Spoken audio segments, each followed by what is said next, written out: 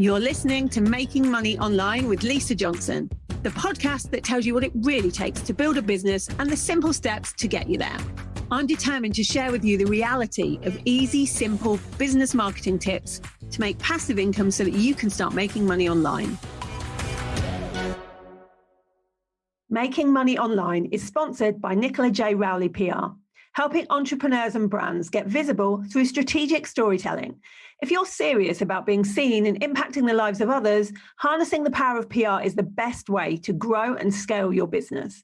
Visit njrpr.com for more details and read Nicola's best-selling book, The Power of PR. Hello and welcome to this week's podcast.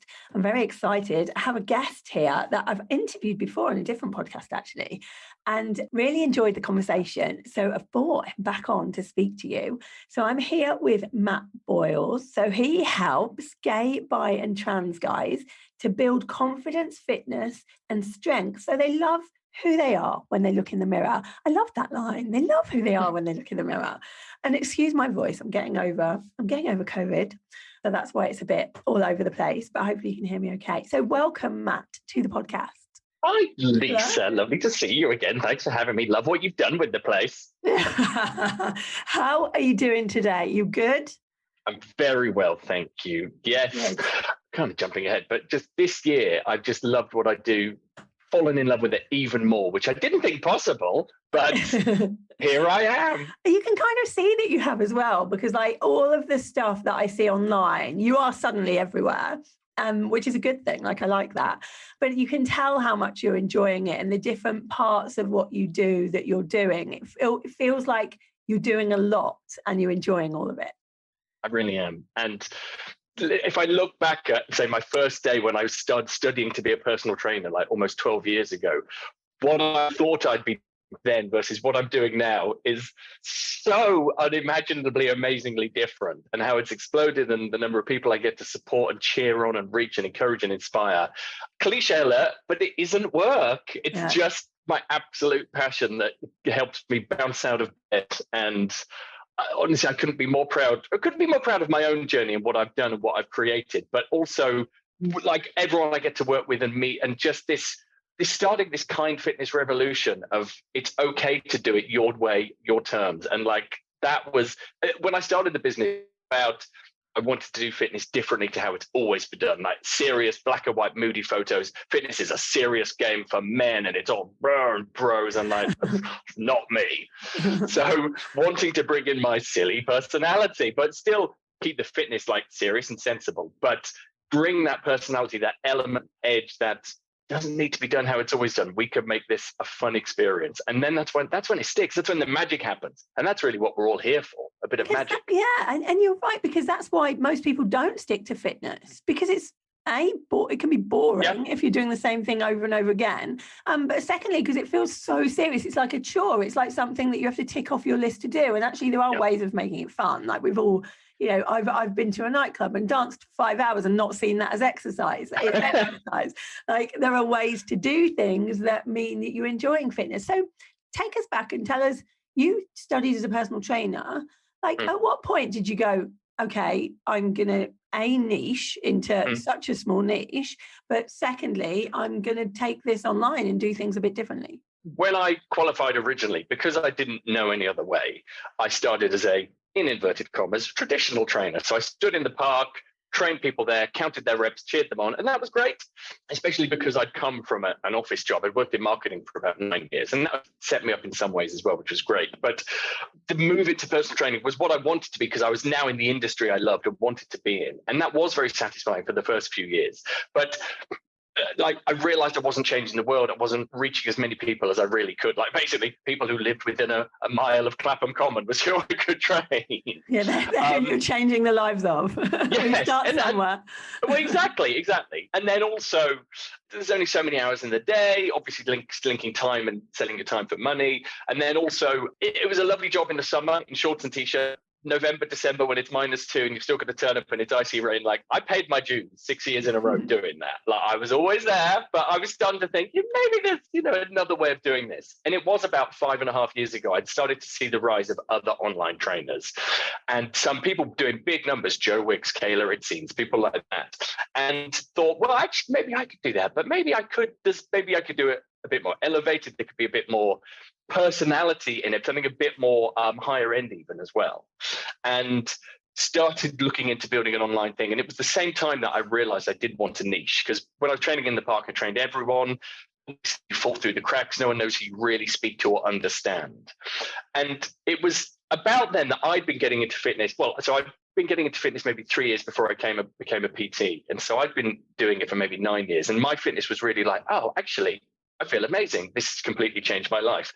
And as a gay man who hadn't felt like he knew himself or had a voice or a confidence, to have realized I'd been on this journey and I had all those things and I did speak up and I had my boundaries better, realizing that probably a large swathe of my lovely community might also be feeling the way and could also benefit from it. That was the turning point of I'm going to put my flag in the sand and say, I am here for us. I'm going to make it kind, fun, accessible, not scary.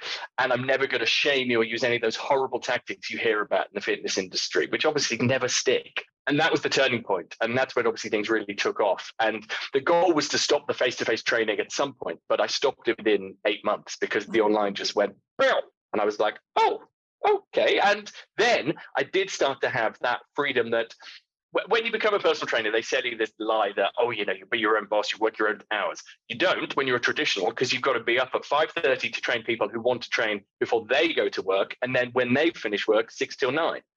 But now moving online, I started to create this 9 to 5, 9 to 6 job. And that was that moment of, it's brilliant for more people because I can reach them, but it's brilliant for me because I get that freedom I always dreamed of.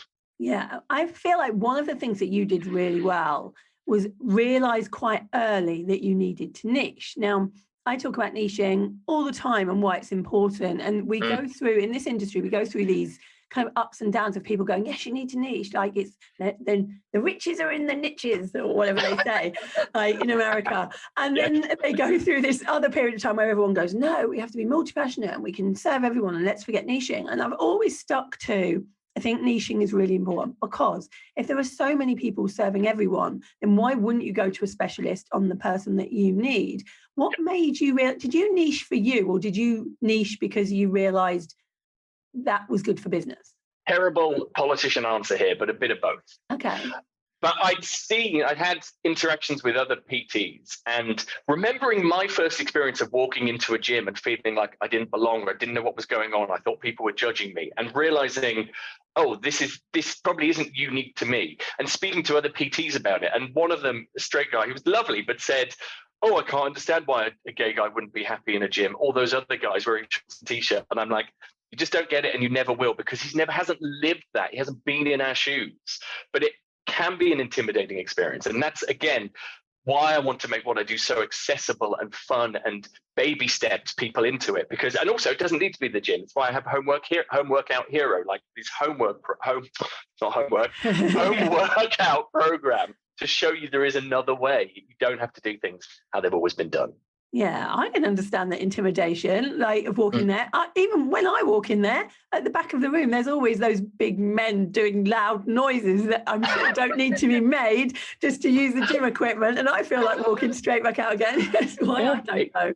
Yeah, it's intimidating for lots of us. And helping people get comfortable there if they want to is part of what I do. But equally showing all these different routes that so many different ways you can do it. And it doesn't need to be done how you think it does. And it also doesn't need to make you feel like you're back in a PE class when you were 11, and bring back those quite visceral feelings and emotions that you can do it at home, you can do it elsewhere with friends. Like, the world is your oyster for fitness, and just showing people the possibilities. I really love that. And like helping people see you can do it on your terms. It's what I really stand for. Which you can. And when you did that niching, did you see a difference straight away, like business wise?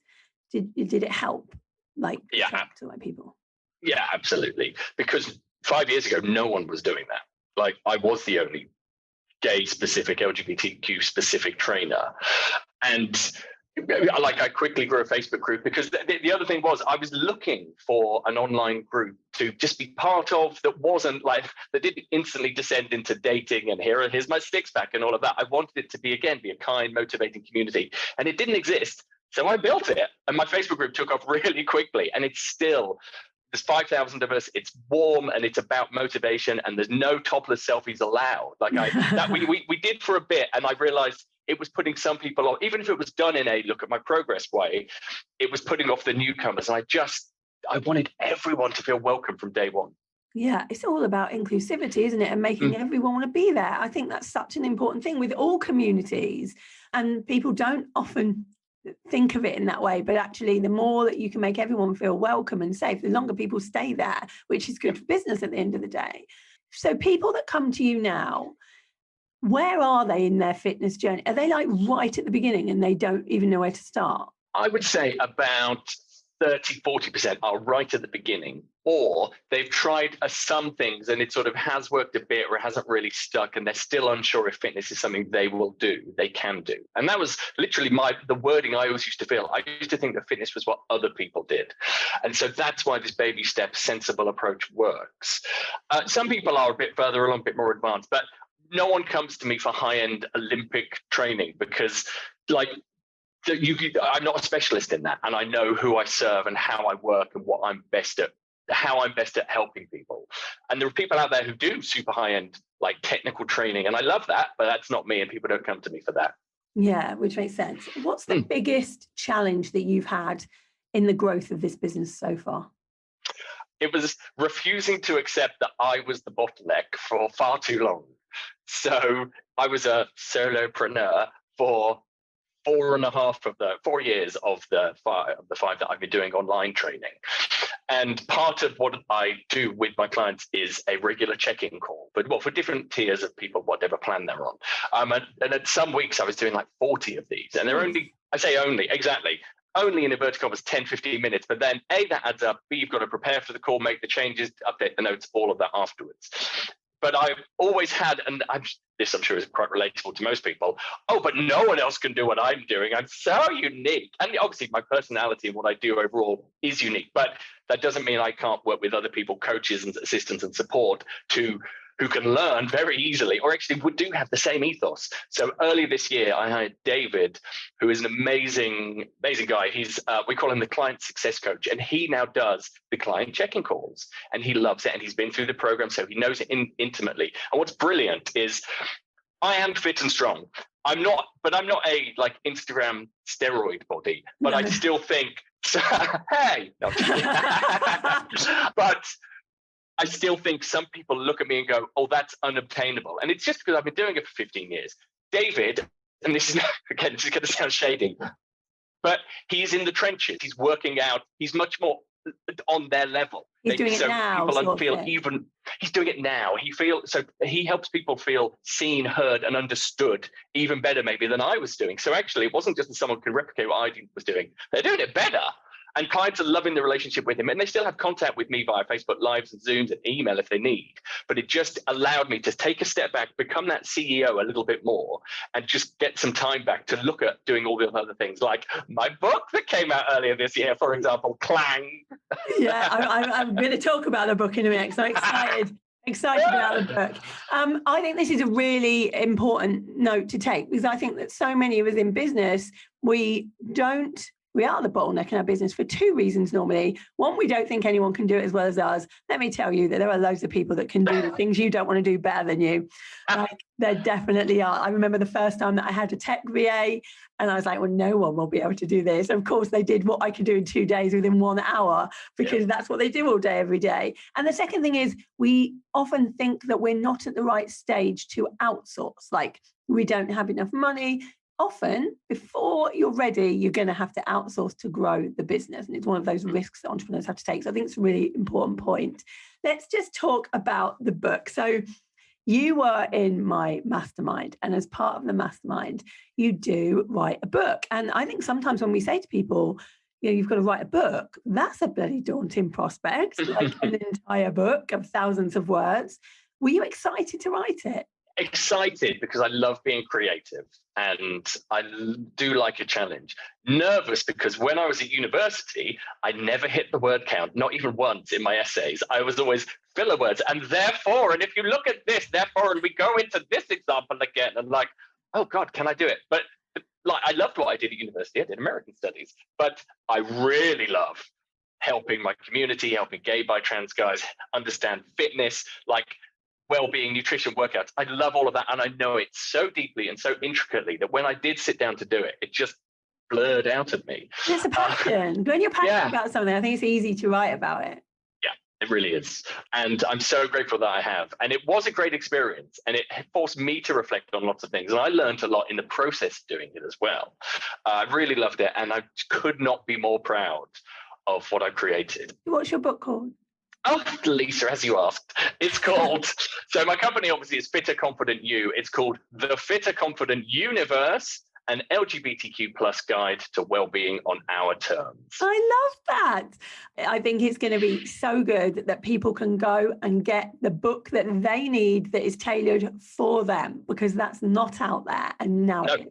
No, and it is a handbook. And so there's practical advice on how to get started, how to do, like how to think about workouts, how to set up for them. There's things on motivation, mindset. There's also a bit about our history, LGBTQ plus history, and why we don't always feel motivated to work out, and why we do struggle with identity and sometimes internalized homophobia and things like that, and the impact that can have even now, however old you are, on how you feel about yourself, what you do for yourself. And really, if I can help even one person chip away at that and just feel like they deserve it, then the book's done its job.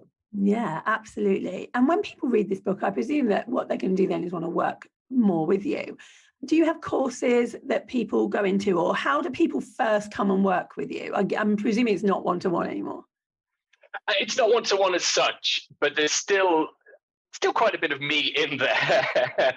So, I mean, the simplest way is people come into the Facebook group. Such a lovely environment to be in, and we do challenges and it's fun and people get inspired. And what I really love in there is when people who aren't clients say, even just being in this group has helped me start doing this, and like that impact and spreading that positive ripple effect just bubbling out across the world makes me so happy. The flagship program is my 12-week Fitter Confident You, which has so much in it now. So another thing is this year I brought in some outside associate coaches. So we've got a mindset coach, we've got a yoga coach, all included as part of the fitness training, the nutrition, the support from David.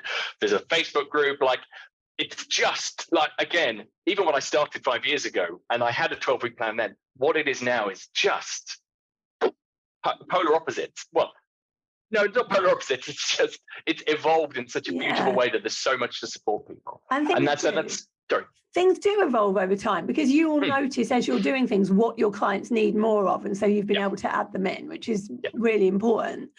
Okay, so here's my question. For those people that sit there like I do all day at their computer and they need to just do something tiny to add in to start to become fitter, what would you tell them to do?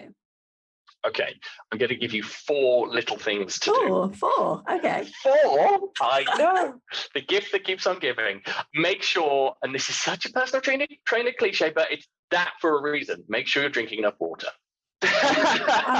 For those of you that can't see, I'm just picking up my water as proof that I am drinking it. Excellent. So females aim for 2.5 litres, men aim for 3 litres. And I know that sounds like a lot if you're not. So again, baby steps, start and build up slowly. A really simple hack for that, tip. Say you've got a reusable bottle and it's 500 mils and you're aiming to drink 2.5 litres in a day. Put 5 rubber bands on it, and every time you finish the bottle, move a band up. And the aim is to get the 5 to the top of the bottle by the end of the day. I like that. It's a game. I like it. It's a game, and it really helps. And drinking water will keep you more focused, more energized, and not feeling like sluggish or have fewer energy slumps during the day. So that's number 1.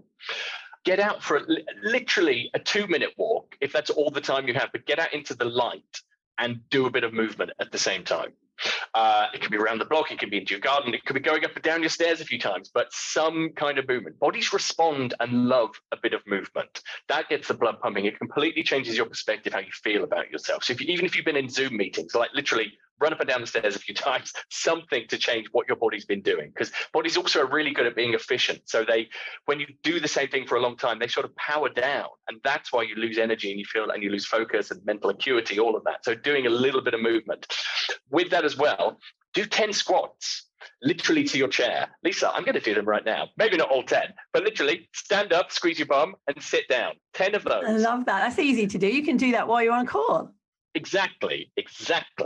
And then the fourth thing, I've forgotten. Brilliant. That is such a you thing to do. Well, there's 3 really good things. Those 3 alone will transform.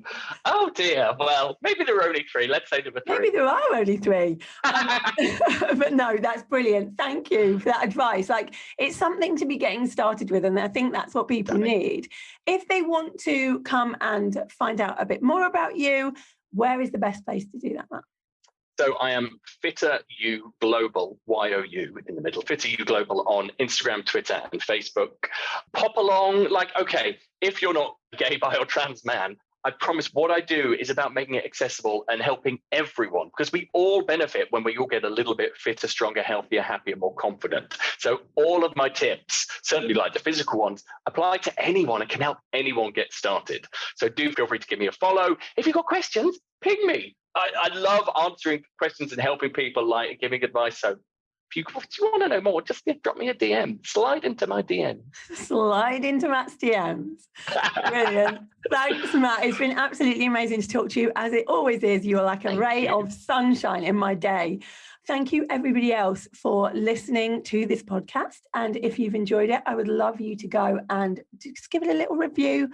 I always forget to ask people for reviews, but it does help other people get to hear it. So please do go and do a review. And I will see you next week for another episode of Making Money Online. Thank you for listening to Making Money Online with Lisa Johnson. If you'd like to get hold of my guide to launching, go to lisajohnson.com/launch and let's get you making money online.